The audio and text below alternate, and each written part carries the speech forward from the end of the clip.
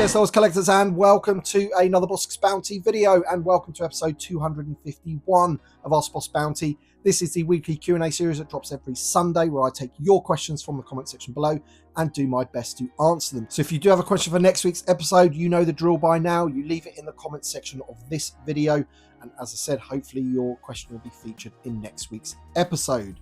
This week's episode is sponsored by VC 151 Luke Skywalker Yavin, as opposed to VC 51, which is Barriss Offee. Two reasons for that, really. One, I didn't really have Barriss Offee to hand to feature in this video. And secondly, there are a lot more talking points around Luke Skywalker Yavin VC 151, namely because we have now got the new Luke Skywalker in his farm boy outfit, and many people out in the community are actually using the head from the Luke Skywalker Yavin as a head swap and to plonk onto that new Luke Skywalker there, because many people actually prefer the head sculpt of that one. You'll see my version right now has the Luke X-Wing head on it, and that is because in a recent video I did a head swap with the Luke Skywalker Hoth. So that head there is actually the head from this figure, and I did a whole video reviewing the Tauntaun and doing that head swap, and also using the little hat there from the Echo base soldier. So if you haven't checked out that video, it is on the channel right now. So with all that being said, if you didn't enjoy this video, hit the like button down below, subscribe if you are new, and let's get on to the first question. Channel member Nino Brown says, enjoyed the episode as always, like the figures display too. Question for next week, do you believe the reveals model takes some of the excitement from collecting the line? I'm in no way saying it should be eliminated, but having figures available for delivery immediately after it's revealed is exciting. I kind of agree with that, but I do like the way that we do get the reveals, whether that be like one of their pre-recorded live streams, or if it's a panel at a convention or something like that. I of course do agree that it would be nice if the delivery date of those figures could be like maybe a minimum of a month after you sort of order them. That would be ideal. What I would say is that I do feel that the pipeline model definitely is a bit of a buzzkill. Having something pipelined like 12 months ago and then waiting that long for it to be finally revealed, and then waiting another maybe 6 months to actually get them in hand, that is a bit of a buzzkill. It doesn't really do anything for my excitement in terms of when they actually get revealed. I've already seen them in terms of them being pipelined. I know they're coming, and I believe that is why Steve Evans is, stopping the pipeline model. Unless it's absolutely necessary for something else that they're revealing, a bit like they did with the E-Wing, and then they revealed the pilot that's going to be going with it. NDR8615 says, question for next week, the retro collection seems the quickest and cheapest way for Hasbro to get some of the new figures out. I'd welcome a Skeleton Crew box with the 4 kids, Jod and the pirate droid. Is it feasible? I really don't think it's feasible anymore, buddy. Honestly, I think the retro collection is now going to be exactly what it says on the tin in terms of retro collection. It's going to be based purely on the sort of original Kenner figures, stroke the ones that they never made in the line, and I believe that's how they're going to be treating the retro collection going forward. So I feel that like new media figures in retro collection is a thing of the past. Channel member Star Wars Santa says, love your weekly videos, Tim. Thanks for doing these. Question for next week, with the upcoming Mando Grogu movie and the brief scene with Zeb and Din in the cockpit of a new Razor Crest, what do you think the chances are that Hasbro would do a Razor Crest 2 HasLab to give collectors a version from the movie? I honestly think that that's really unlikely. I feel that any HasLab that's going to be upcoming will be something new and exciting. And I also feel to get the Razor Crest in its current standard in terms of the amount of paint applications that it has, that it would end up being a lot more than $350. You've also got to factor in inflation, and shipping costs have gone up and things like that. And also, I think that most people that would like a Razor Crest have probably got a Razor Crest. At the end of the day, they made nearly 30,000 of those, so I think that's probably enough to go around in terms of TVC collectors. So I just think it's unlikely, man. Manuel Vicario says, hey BB, question for next week, with primarily being a Star Wars collector, have you ever thought of collecting any other toy line? I've been collecting Star Wars since 05, but recently I've gotten into Marvel Legends, G.I. Joe Classified, and Masters of the Universe.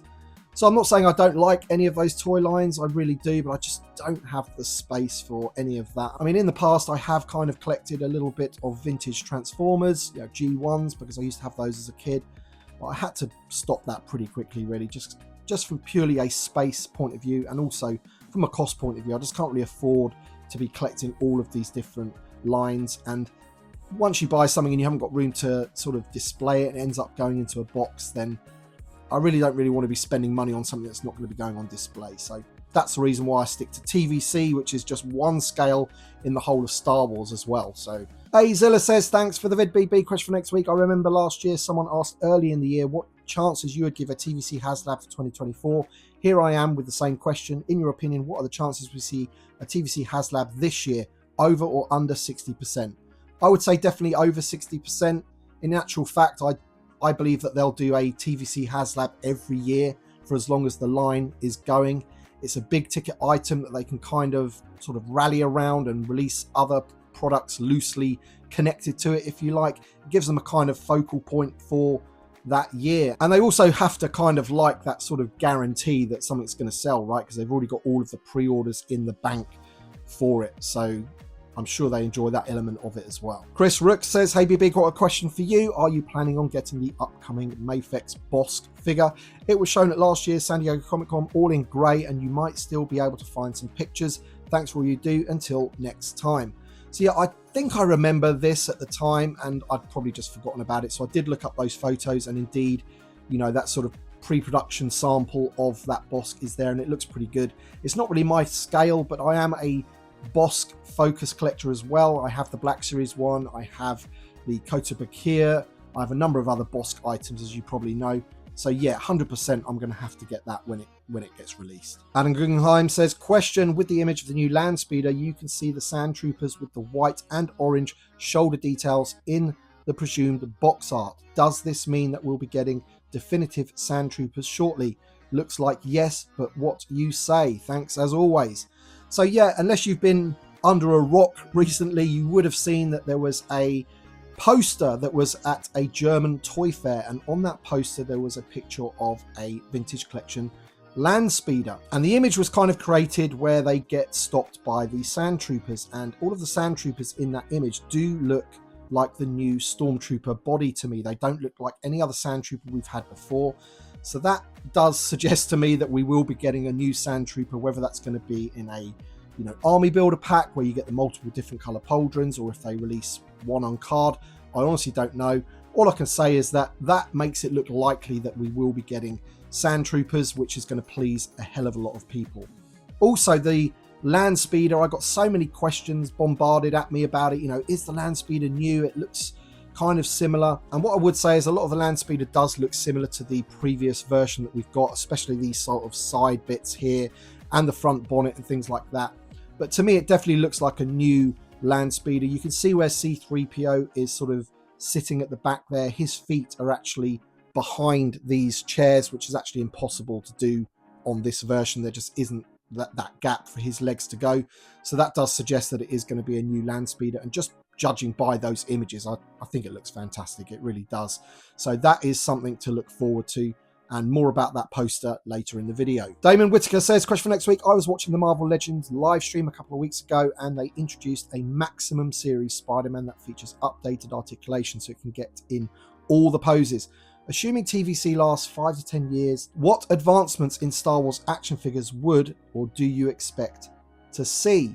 So first off, I think I saw that Spider-Man as well, and I really didn't like the look of it. I felt his joints just don't look like seamless enough for me. It almost looks like one of those mash-up figures where you could swap all the arms and legs and things like that. I just didn't really like the look of it. So for me, that's kind of an example of where it's gone a little bit over the top in terms of, you know, trying to get a figure that can do pretty much everything, as you say, all the poses. But in terms of TVC, I don't really feel there's too much more they can do in terms of articulation. Maybe like butterfly joints on the shoulders for like Jedi figures and things like that. But we've got the barbell hips, we've got the barbell neck. Obviously, you always want the knees and the elbows to be able to go past 90 degrees, maybe slightly better waist joints occasionally, things like that. But really, the thing that they really need to step up on for TVC is the accuracy and the paint applications for me. I'm getting a bit fed up of getting a figure that just looks like he's just come out of a dry cleaners or something. I want my figures to look, you know, worldly, slightly weathered in their environment, that kind of thing. This Luke Skywalker Yavin figure is exactly how it should be. You know, he's on parade or whatever, he's at the ceremony.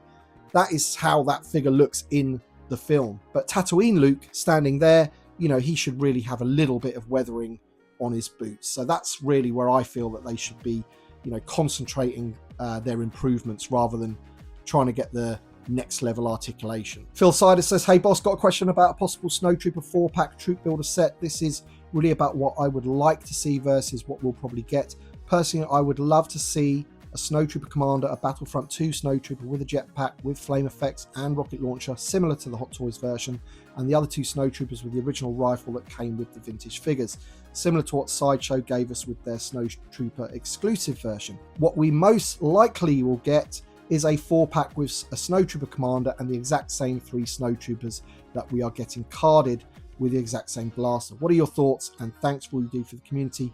Keep up the great work.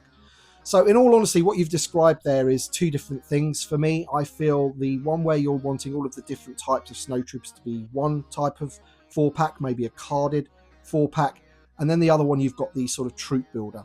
For me, the troop builder really needs to be maybe even just 4 Snowtroopers, and that is it. Maybe with a few different weapons. You don't really even need the commander in there necessarily. Maybe the commander can be a separate carded figure. But those troop builders really need to get to the core of what they are, and that is troop builders. Just 4 loose figures to build armies with. The other thing that you described there of the carded figures, yeah, I'd be well behind that as well, absolutely. So who knows what they'll do, but first and foremost, if you want to build an army of Snowtroopers, then for me those little white boxes should just be troopers, and then, as I said, the other things that you want, they need to be delivered in a different way. Nerdy Figure Collect says, I have questions. Also, you don't have to answer them if you don't want, but here are the questions. Did you back the deluxe or normal HasLab Mos Eisley Cantina? So I actually backed 1 deluxe and 1 normal, which I'll explain in a second. And are you going to open the exclusive figures that come with it? Yes, and that is why I bought 1 deluxe and 1 normal, so I can open a set and keep a set carded, and that's the cheapest way of doing it basically. And 3, what is your Frenchie's name? Yeah, I'd rather keep that one to myself. Let's just call her Frenchie for now. Jack Rinsland says, hi Bossk, question for next week. Do you have any idea when your room tour is coming to the channel? Oh man, I am really, really sorry. I'm just the worst, aren't I? I'm so terrible. I've been meaning to do the room tour for so long, but the room is just an absolute pigsty. There's just boxes everywhere. I just physically cannot film the room tour right now. I just need to tidy it up, and hopefully it won't be too much longer though, and I appreciate you sticking by me, patiently waiting for it. Andrew Cook says, hey BB, question for next week. I watched the stream you did with the SWTVC about your top 25 list, and the way you're talking about General Medine being a figure that wouldn't expect to sell very well got me thinking, what if they did a 3-pack of carded figures from the Return of the Jedi briefing room? We could get a Medine and a Mon Mothma that way. The 3rd figure could be a repack of Wedge, or maybe they could do a partial retool and repaint of Admiral Akbar to get the Mon Calamari Lieutenant or something. Your thoughts? Thanks for all the great work you do. So yeah, I mean, you're going about it the right way. That's how Hasbro would be thinking anyway. If they're going to be doing a retooled Medine and Mon Mothma, which more than likely they would have to be, then the 3rd figure in that pack, or maybe 3rd and 4th pack, if they were doing a 4-pack, would have to be some kind of retool stroke repaint for them to sort of cost it out. That's exactly how they do it basically, and you've got some pretty good ideas there. Also, talking about Medine, I do believe that the New Republic officer guys wear something very similar to that as well, so maybe they could sort of retool and get one of those out. Scott Borum says, hey BB, awesome videos always. Talking of mini rigs in the shows, there was an MTV7 in one of the Visions cartoon episodes. Question for next week, what figures, creatures or vehicle ships would you like to see in the Return to Tatooine theme, and do you think we will get a Return to Hoth theme? So what would I like to see? I mean, some of the stuff that we've already kind of seen rumored, or leaked posters and things like that. The Landspeeder, I'm really happy with that, and I'm happy with some of the figures that we're getting also. In terms of creatures, of course, we've got the Dewback and we've got the Bantha, and Eope could be a pretty cool one as well to have. So there's 3 creatures that I would love, to see in the Return to Tatooine. And would we get a Return to Hoth theme? I don't necessarily think that next year the new theme will be a Hoth theme. I can see them doing it sometime in the future, because I believe that there's quite a lot about Hoth that you could do, but I just don't feel that that's going to be the natural progression, just because it's sort of opposite to Sand, and also is the next film in the trilogy, if you get my understanding. But it doesn't mean that they would never do a Return to Hoth. You can see the Tauntaun there. I would like them to give us the Han Solo Tauntaun with a new Hoth Han Solo for a start. And then there's plenty of other things they can do as well. Protocol droids, you know, plenty of stuff. Jacob Resk says, I've been watching your videos for a while now. I always look forward to Sunday. I've never asked a question. However, I had an idea regarding these Dream figure packs as a HasLab. Would a last 17 HasLab work? We have a few figures that could be easy recards, would get us close to finishing the 96. A $350 price point would equal out to about 21 a figure. What are your thoughts? Thanks. Love the videos as always. So yeah, I mean, of course, I'm all for figure Dream packs. I'm not too sure if 17 would be a few too many, quite possibly. And also, I think the easy repacks, if we're thinking about, like, I don't know, General Lando, for example, he's already been reissued twice. After TVC 1.0, we got him in the 3.75-inch Black Series, and then they reissued him. And, you know, I quite like the figure, but it's definitely not up to today's standards. And then you've got things like Luke Skywalker in Stormtrooper, and although I really do like that figure, again, we now have better Stormtrooper bodies with, you know, rocker ankles and things like that. So on the face of it, you could think, yep, the last 17, there's a few of them that they could repack and get away with it. But in my opinion, those ones are too old. And then the other ones, you know, there's so many that it need to be a new figure. And I think at $21 or £21, I just think that these HasLab figure Dream packs, they'd end up being quite a bit more than that, to be honest. And also 17 is probably too many for them to do all at once. My idea about a figure pack or Dream pack for HasLab would be probably a maximum of 8. And they've all got to be 100% newly tooled figures. And they'd probably be closer to $25 each, maybe even a little bit more. It depends really how they structure it and how many they need for it to back in the first place. Audio Rizari says, hello BB, thank you for the context. I really enjoy watching your videos. I've noticed that the last Millennium Falcon was released in 2020, and before that there were others released every few years apart. It's now been 5 years since the last release. Will there be another release of the BMF anytime soon? You never say never, but I honestly can't see it happening anytime soon. It's another one of these ones that if they released it today, it would be a pretty expensive thing. And the last time they released it, it was going to be like a Parks exclusive, and it was connected to the sequel trilogy. But then, of course, we had the whole lockdown and things like that, and the parks were closed. Then I believe Target took it on. So I don't know, it was obvious at the time they were probably a bit worried about putting that one out in retail due to the fact that it was going to be a parks exclusive. So maybe they've still got those sort of worries around it. But as I said, it's a bit like the Razor Crest. I feel that, you know, it's been released 3 times now. Most people, I would suggest, have a big Millennium Falcon that want one. They are expensive on the secondary market, granted, and new collectors, you know, might not be able to sort of get one. But how many are there actual new collectors that don't have one? Is it enough for Hasbro to warrant, you know, reissuing the BMF? Pesto Pizza 2001 says, hey BB, question for next week. Do you think the image of C-3PO on the Landspeeder at the German Toy Fair is a new sculpt in your opinion? So it is really difficult to tell judging by that grainy image. It didn't look like it, but then other people have said to me you can kind of see the cuts in the armor where, you know, because this one here has like bits of his armor that come off for some strange reason. So some people I've talked to think it's new. Some people I've talked to think it's like a partial tool. Some people I've talked to think it's actually that C-3PO. I haven't made my mind up. I really don't want to comment on it because I'll probably just get it wrong. And somebody will say, no, look at his legs. His legs are completely different or whatever. But in terms of the image that we have, you never know. They could have just sort of kit bashed a C-3PO up just for the image and we're not getting one at all. Who knows? But for me, as I've said many times before, this one is far too small, underscaled, and we need a new C-3PO from the ground up, and hopefully that is what they're going to be doing. Dan MN96 says, hi BB, hope you're feeling better by next week. Question for next week. As the Black Series recently announced Captain Rex in Phase 1 armor, do you think we'll see him in Phase 1 armor for TVC? It would only be a simple retool helmet and a different pauldron. If so, which card back, Clone Wars or Ahsoka? Great video as always, and all the best. Got to be honest, I don't really mind which card back they use, but I would like them to do a Phase 1 Rex. It's definitely something that's always been on their mind because he was going to be released in the Legacy Collection that got cancelled. So that figure never actually got released, but we've seen images of it. Obviously, they wouldn't use that sculpt anymore. That was based on that skinny clone. But they've got everything that they need, really, to make a Phase 1 Rex. So I can just see it being a formality. It will come out at some point. This is No Cave Says question next week. The photos from across the community of people showing off their HasLab TVC ghosts have been fantastic, but they've also shown a difficult reality. Many TVC collectors are challenged for space to display massive vehicles like the BMF Falcon, Naboo Starship, ATTE, Turbo Tank, MTT, the Sail Barge, and Razor Crest. The shift towards a HasLab playset for TVC like the Mos Eisley Cantina seems to be a bit more space friendly in respect to opening up some display options. Moving forward for TVC and HasLab, what do you see as the more viable option, vehicles or playsets?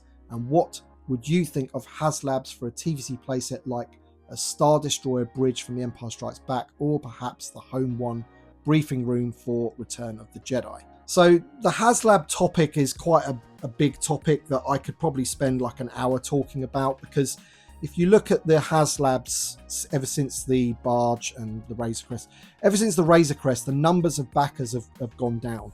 So the Ghost didn't get as many as the Razor Crest, and then the Cantina didn't get as many as the Ghost.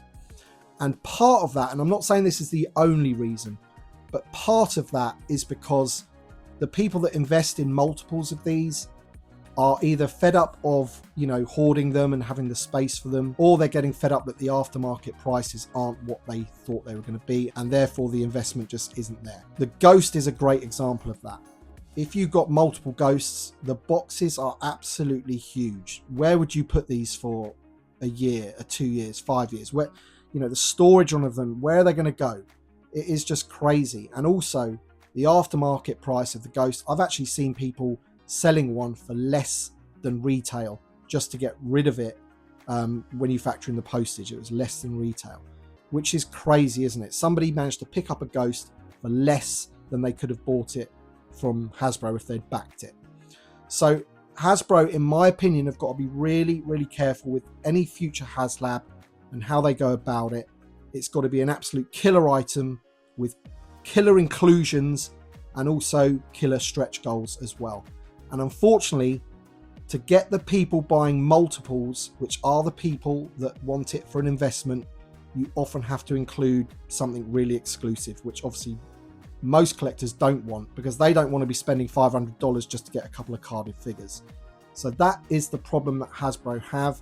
And I honestly think that the Ghost, as you said, has highlighted a lot of issues. It's highlighted a lot of issues with space. The thing is absolutely massive.